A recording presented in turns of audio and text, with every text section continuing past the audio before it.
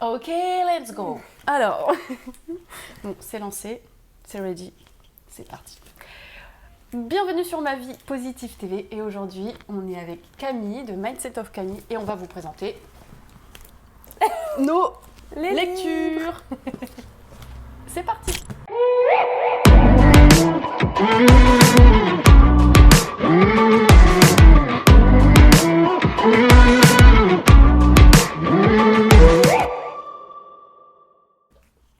Alors moi, mon autre livre, c'est celui-là. Ta deuxième vie commence quand tu comprends que tu n'en as qu'une.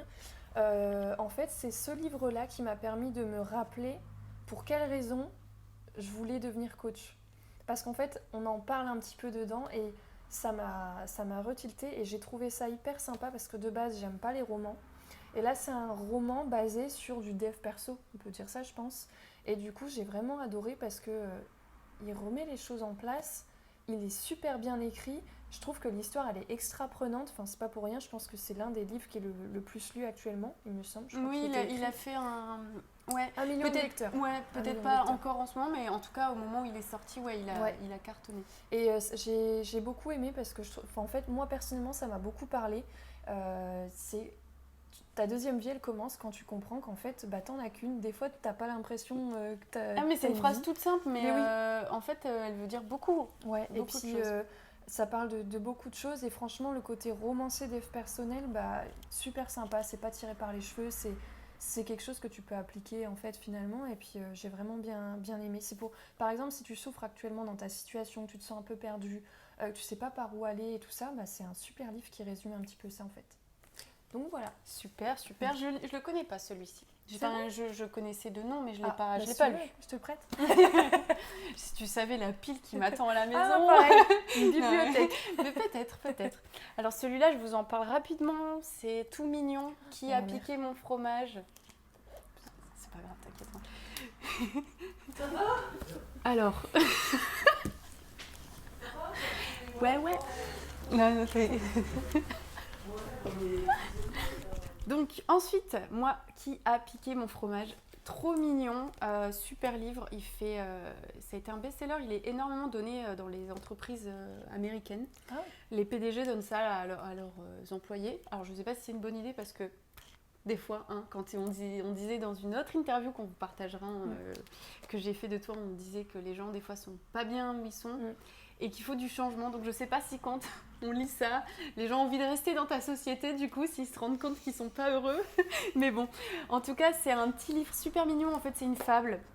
En plus, c'est trop mignon. Il y a des petites citations avec un petit bout de fromage et tout. Donc c'est l'histoire en fait de souris. Et puis, en fait, il y a, on va dire, 2 groupes de souris. Et puis, il y en a qui acceptent le changement et qui vont de l'avant. Et il y a des souris qui restent au même endroit en se disant non, les choses vont changer. Et en fait, on se rend compte que ça ne fonctionne pas. Donc, c'est une très belle fable.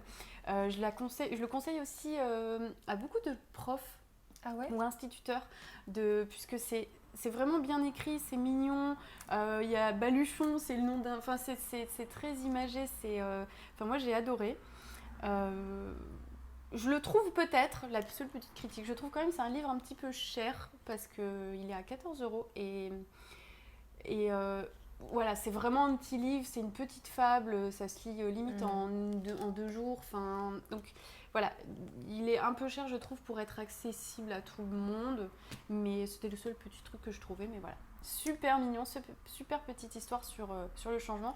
Et d'ailleurs, j'en ai parlé aussi dans un de mes articles que vous pouvez retrouver dans la partie blog sur justement le développement personnel et pourquoi accepter le changement.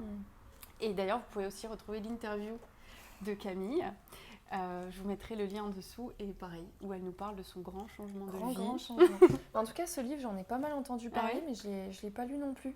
Mais au moins, tu vois, ça va me permettre de refaire ma petite liste. Je peux te le prêter en plus. Ah bah, j'ai bien fait de venir. T'as bien fait de venir, elle me dit. C'est moi qui suis chez elle. J'ai bien fait d'accepter. Vas-y, à toi. Le prochain, un livre que j'ai vraiment adoré, donc c'est Les Gentils aussi méritent de réussir. Pourquoi j'ai adoré ce livre? Parce qu'en fait, il y a gentillesse et gentillesse. Et il y a beaucoup de gens qui pensent qu'être gentil, c'est trop bon, trop con. Et en fait, là-dedans, on parle de la vraie gentillesse, c'est-à-dire la gentillesse sans contribution.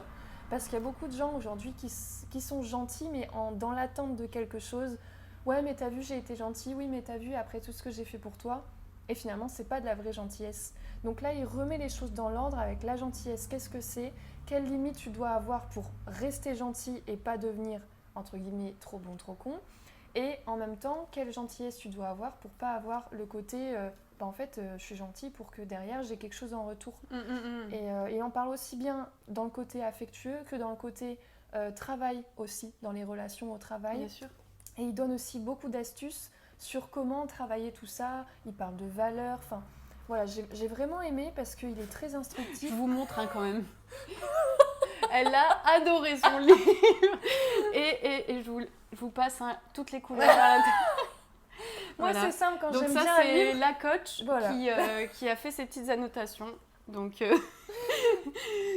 Mais moi, si j'aime bien un livre, il y a ça. Si j'aime pas, il y a rien. Donc c'est soit. Oui, parce que tout à l'heure aussi, j'ai vu tous ces coins de livres sont marqués, donc sont pliés. Et aussi un autre truc, c'est il a mis pas mal de QR codes pour retrouver des vidéos en direct sur ce dont il explique. Donc ça, c'est hyper sympa avec des exercices comme ça. Ouais, enfin, en fait, c'est un livre, tu le lis, il te donne les connaissances et après, tu appliques, il y a les exos juste derrière. Donc, si tu veux appliquer tout de suite, c'est impeccable. Super cool. Voilà. Je connaissais pas, tu vois. Mais alors, pas du tout, jamais entendu parler. Ben, il vient de sortir. Ah, d'accord. Elle a déjà fini. Voilà. Il est sorti hier. Il y a quelques mois. Alors moi, je vais vous parler de celui-ci. Donc il y en a plusieurs dans la même série, de Esther et Jerry X. Moi, j'ai adoré. Alors déjà, la loi d'attraction, moi je suis passionnée de la loi d'attraction et j'essaye de la mettre en place. Et franchement, quand j'y arrive, je peux pas dire ça fonctionne.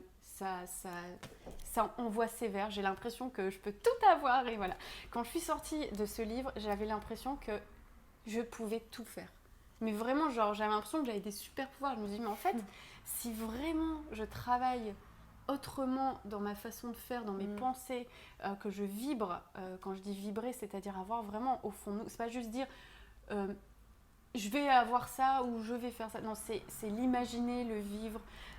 Il donne beaucoup d'exemples de comment faire des ateliers, ce qu'il appelle des ateliers créatifs, c'est-à-dire comment amener à nous nos rêves en fait. C'est aussi grâce à ce livre que je me suis lancée sur ma vie positive. Je l'ai lu peu de temps après avoir fait juste le blog. Et c'est avec ce livre que je me dis, mais tout est possible, tout le monde a sa place. Moi aussi, tous positifs avec Chloé. Mais il est vraiment génial. Il est très bien écrit. Il y a pareil, c'est beaucoup de petites questions, on répond. Et en fait, c'est la discussion entre... donc Jerry, c'est Esther, c'est un couple, Jerry et Esther. Esther, en fait, elle arrive à canaliser les messages, l'énergie, en fait. Donc, elle est capable de communiquer avec une source qui est beaucoup plus haute, une personne, je ne sais pas comment on peut l'appeler, qui s'appelle Abraham. Et Jerry, son mari, lui, c'est lui qui pose les questions à travers sa femme et elle lui donne les infos et ils ont rédigé du coup ce livre à deux. Et elle pose des questions simples en fait de la vie, mais vraiment il y a plein d'exemples qu'on peut utiliser sur comment attirer l'argent, comment attirer la réussite, comment attirer un couple stable. Et ça revient vraiment très proche du livre que je vous ai parlé tout à l'heure sur celui-ci. C'est vraiment complémentaire, je trouve qu'il matche bien. Donc là, je lis le prochain qui s'appelle « L'argent et la loi d'attraction ». Il n'y a pas de raison. L'argent est une énergie. Donc tout le monde peut avoir envie d'être riche. C'est pas être mauvais que d'avoir envie d'être riche. Riche de l'abondance, en général. Tout dépend, ce que tu fais avec ton argent et dans quoi tu le mets. Et voilà. Et ça peut t'aider même à être une encore plus belle personne parce que tu peux réaliser d'autres rêves. Et voilà. Donc voilà, l'argent et la loi d'attraction, sans problème, je vous le dis, il n'y a pas de souci.